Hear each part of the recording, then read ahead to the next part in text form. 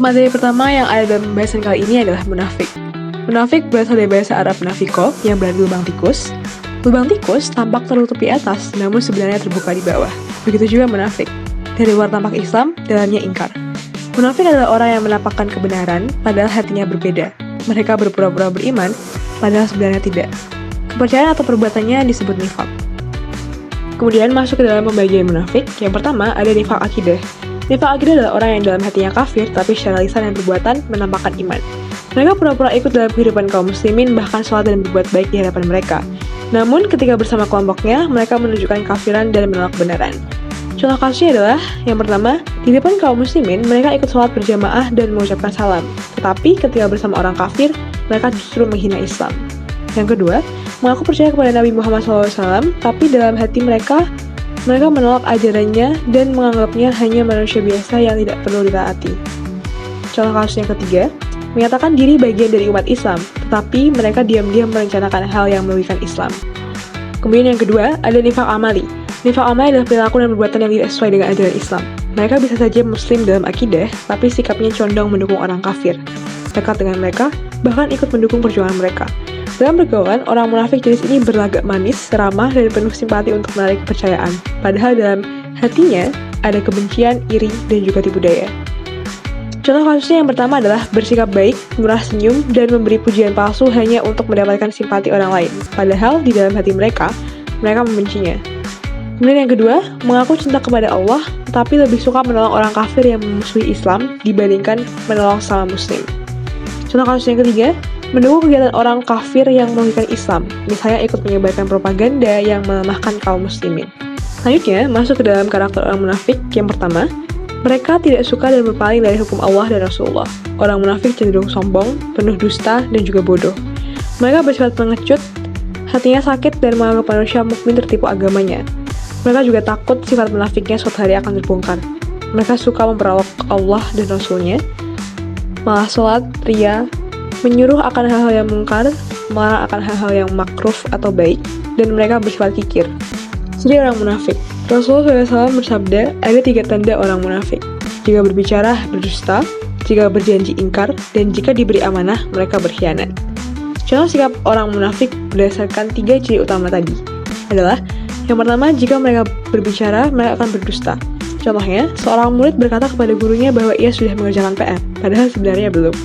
Kemudian seorang pegawai mengatakan kepada bosnya atau atasannya, dia sudah menyelesaikan laporan, padahal belum disentuh sama sekali. Dan yang kedua, jika berjanji, ia akan ingkar. Contohnya, berjanji akan datang tepat waktu saat rapat, tetapi justru sengaja tidak datang. Lalu berjanji mengembalikan barang pinjaman di hari Senin, tetapi sengaja menundanya tanpa alasan yang jelas. Kemudian yang ketiga, jika mereka diberikan amanat atau amanah, mereka akan berkhianat. Contohnya, ketika seorang dititipi uang kas organisasi dan dia memiliki sifat munafik, uang tersebut akan ia pakai untuk kepentingan pribadi. Lalu, apabila dia diminta untuk menjaga rahasia temannya, ia justru menyebarkan rahasia itu ke orang lain. Adapun sifat munafik dikelompokkan berdasarkan beberapa indikator. Yang pertama, dalam indikator akidah, orang-orang yang munafik tidak mempunyai pendirian yang jelas. Jika bersama kaum mukmin, mereka menampakkan iman, dan jika bersama orang kafir atau musyrik, mereka ikut dalam kemusyrikan. Yang kedua, dalam indikator ibadah, mereka melakukan sholat dengan malas, ria, dan tanpa keteguhan hati. Ibadah hanya untuk dilihat orang, bukan semata-mata karena Allah SWT. Dalam indikator sosial, mereka melarang perbuatan baik, justru mendorong pada hal-hal yang mungkar, sering menimbulkan kekacauan, bersumpah palsu agar dipercaya orang lain, dan menampilkan diri seakan-akan orang baik demi mencapai simpati. Lalu dalam indikator akhlak, mereka tidak bisa dipercaya. Mereka sering ingkar janji, kikir, pendusta, pengecut, suka pamer, dan menuruti hawa nafsu mereka. Dan yang keempat, dalam indikator emosi, mereka sangat-sangat penakut, tidak mau ikut berjuang di jalan Allah, iri dengan keberhasilan kaum muslim, dan merasa terganggu dengan kebahagiaan orang lain. Dalam indikator pikiran, mereka memiliki hati yang mudah bimbang, ragu-ragu, sulit membuat keputusan, pikirannya tertutup, dan selalu mencari alasan untuk membenarkan keburukan yang dilakukan. Hal-hal yang harus dilakukan untuk menghadapi munafik. Yang pertama, tidak menjadikan mereka teman dekat. Menurut Quraisy Shihab, larangan ini bukan berarti memutus hubungan sama sekali, melainkan tidak menjalin persahabatan yang intim dan penuh dengan kepercayaan, terutama jika mereka jelas-jelas memusuhi Islam, meski mengaku muslim. Yang kedua, tidak menjadikan mereka pemimpin. Orang-orang yang munafik bisa merusak masyarakat dan negara jika diberi kekuasaan. Karena itu, kepemimpinan harus dipegang oleh orang yang jujur dan setia kepada Islam. Namun, kerjasama dalam urusan sosial atau duniawi tetap boleh, asal identitas keislaman tidak dikorbankan. Yang ketiga, selalu waspada. Orang munafik sering terlihat menarik, fisik yang mengesankan, bicaranya fasih, dan mudah membuat orang kagum. Namun, ucapan mereka itu kosong dari kebenaran, penuh tipu daya, dan berpotensi merusak. Pengertian keras hati. Keras hati dalam bahasa Arab disebut qaswatul qalbi. Qaswa berarti keras atau bengis, sedangkan qalb dari kata qalaba artinya berubah atau berbalik. Menurut M. Quraisy Shihab, qaswatul qalbi adalah hati yang tidak bisa luluh oleh bukti dan keterangan. Keras batu yang kaku. Dalam tafsir Kemenak RI, keras hati digambarkan sebagai sifat kaum Yahudi. Setelah Allah memberi petunjuk, hati mereka tetap membangkang, bahkan lebih keras dari batu. Perumpamaan batu ini menunjukkan betapa sulitnya hati mereka menerima kebenaran. 2. 5 contoh sikap keras hati. 1. Menolak kebenaran meski jelas di depan mata. Contoh, seseorang sudah melihat bukti kebenaran ajaran agama atau mukjizat, tetapi tetap menolak mengakuinya karena lebih memilih mempertahankan gengsi dan egonya. Kedua, menunda kewajiban dengan berbagai alasan. Contoh, seorang muslim tahu kewajiban sholat tepat waktu, tetapi selalu menundanya dengan alasan sibuk atau lelah, padahal kesempatan tetap ada. Yang ketiga, memiliki sifat buruk yang membuat hati keras menerima kebenaran. Contoh, orang yang dipenuhi rasa iri dan sombong menolak nasihat dari orang yang lebih muda atau lebih rendah kedudukannya, hanya karena merasa lebih tinggi. Yang keempat, tidak mengambil pelajaran dari ujian hidup. Contoh, setelah kehilangan harta karena boros dan serakah, ia tidak mau belajar untuk hidup sederhana. Justru ia tetap mengejar harta dengan cara yang haram. Yang kelima, mempertanyakan perintah agama tanpa niat mencari kebenaran. Contoh, ada orang yang sengaja bertanya tentang kewajiban zakat atau puasa bukan untuk memahami, tapi untuk mencari celah agar bisa menghindari dari kewajiban tersebut. 3 faktor penyebab keras hati. Quraisy Shihab menyebutkan penyebab utamanya adalah maksiat dan dosa diantaranya: serakah pada harta dengan melanggar syariat, mengingkari mukjizat meski sudah menyaksikan, banyak bicara tanpa zikir, merendahkan utusan Allah, bertanya tentang perintah tanpa peduli asal perintah, malas dan menunda kewajiban dengan alasan tidak mengambil hikmah dari ujian Allah, sifat buruk, ria, sombong, ujub, dengki, dan lainnya. 4. Obat hati. Para ulama menawarkan obat hati berdasarkan Al-Quran dan Sunnah. Syekh Ibrahim Al-Qawas abad 3 Hijriyah menyebut 5 obat hati diriwayatkan Imam Abu Nuaim Al-Ashbahani dalam Hilyatul Awliya. Obat pelara hati ada 5. Membaca Al-Quran dengan berangan-angan, artinya berpuasa, sholat malam, bermunajat atau berzikir dan berdoa di waktu sahur, dan berkumpul dengan orang-orang saleh. Jika direnungi, cukup istiqomah dengan satu amalan saja, hati sudah bisa terobati.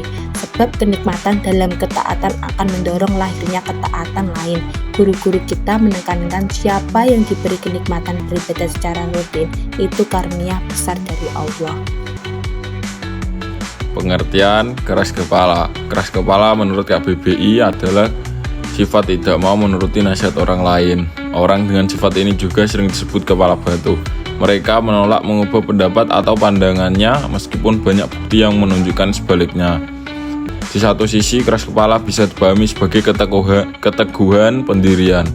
Namun di sisi lain, sifat ini sering dianggap negatif karena menghambat kerjasama dan membuat orang sulit diajak berkompromi. Ciri-ciri orang keras kepala. Yang pertama, bersikeras mempertahankan pendapat meski salah. Orang seperti ini lebih memilih membela idenya daripada menerima kebenaran yang jelas. Yang kedua, memaksakan kehendak. Ia tetap melakukan sesuatu meski tidak ada seorang yang mendukungnya.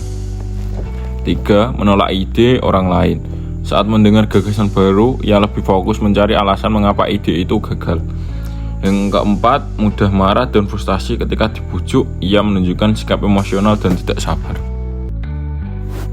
Contoh-contoh orang keras kepala. Yang pertama, bersikeras mempertahankan pendapat meskipun salah. Contoh, seorang siswa tetap yakin bahwa jawaban ujiannya benar Walaupun guru sudah menunjukkan bukti dan penjelasan yang jelas, ia lebih memilih membela jawabannya daripada menerima kebenarannya.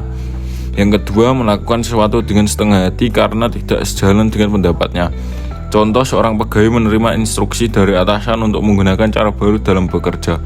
Namun ia menjalankan tugas tersebut asal-asalan sambil tetap mengikuti metode lamanya sehingga hasil pekerjaan tidak maksimal. Yang ketiga, menolak ide orang lain tanpa pertimbangan yang logis. Contoh, dalam diskusi kelompok, seorang anggota menolak usulan teman dengan alasan tidak memungkinkan hasil, padahal belum mencoba dan tidak memiliki alasan kuat selain karena ide itu bukan berasal darinya. 4. Faktor penyebab keras kepala. Sifat keras kepala tidak muncul begitu saja, melainkan dipengaruhi faktor tertentu antara lain pertama, kecemasan dan rapuhnya mental. Sikap keras kepala kadang menjadi mekanisme pertahanan diri agar terlihat kuat. Yang kedua, keinginan berbeda dari orang lain. Ia merasa harus melakukan sesuatu dengan caranya sendiri meski sebenarnya tidak lebih baik. Yang ketiga, kurangnya percaya diri. Ia takut memberikan masukan atau takut salah sehingga memilih bertahan pada pendapatnya. Yang keempat, balas dendam atau kebencian. Keras kepala bisa menjadi bentuk perlawanan terhadap orang yang pernah menyakitinya. Tips menghadapi orang keras kepala. Pertama, jangan memaksakan kehendak, berikan pilihan agar ia tidak merasa didikte. Cara ini membutuhkan kesabaran tapi lebih efektif. Yang kedua, jangan selalu menuruti kemauannya. Menurut semua keinginan hanya membuat ia semakin manja dan sulit diarahkan. Yang ketiga, hindari mempermalukan di depan umum. Tegur dengan lembut dan pribadi agar tidak melukai harga dirinya. Yang keempat, jangan memberi hukuman fisik. Kekerasan hanya memperparah sikap keras kepala dan menimbulkan trauma. Yang kelima, kurangi larangan berlebihan. Terlalu sering mengatakan jangan membuatnya semakin penasaran dan menolak aturan. Biarkan ia bereksplorasi selama tidak membahayakan.